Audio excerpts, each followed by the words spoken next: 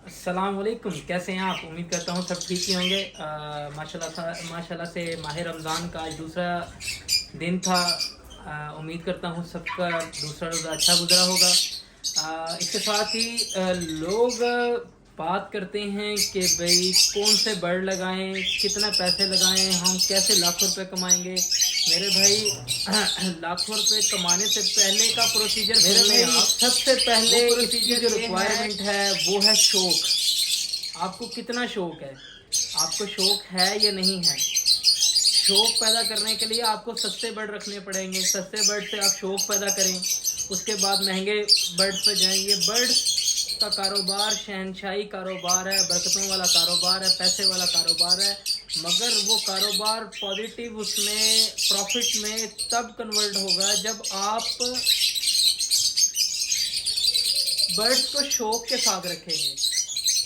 Birds को ऐसे नहीं कि ला के रख दिया और दाना पानी डाल दिया, शौक है नहीं, बर्ड को देखना नहीं है, बर्ड की फिजिक को समझना नहीं है, तो उसका कोई फ़ायदा नहीं है। ठीक है, आप सस्ते बर्ड से काम करें, सस्ते बर्ड से शौक पैदा करें। जब आपको शौक पैदा हो जाएगा उसके बाद बड़े महंगे बर्ड पे जाएं।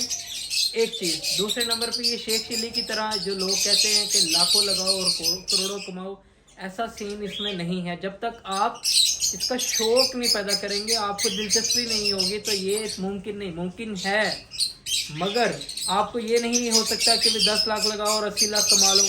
या जो मैंने लगाई थी बात 10 लाख से 80 लाख मैंने कैसे कमाया? मेरे भाई मैंने उसके लिए 2 साल ज़ाया किए हैं और 2 साल के अंदर मैंने कुछ बर्ड एक्सपायर भी करवाए, नुकसान भी करवाया। खाली फ़ायदा नहीं है, इसमें नुकसान भी है।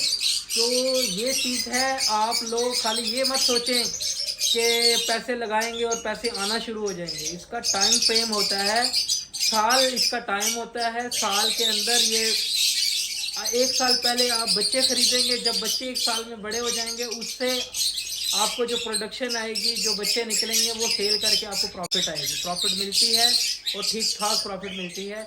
ये काम होता है शौक से। कोई भी कारोबार है, कपड़े का कारोबार है या कोई मेडिसिन का कारोबार है या मोटरसाइकिल्स का कारोबार है, वो शौक के बगैर नहीं हो सकता।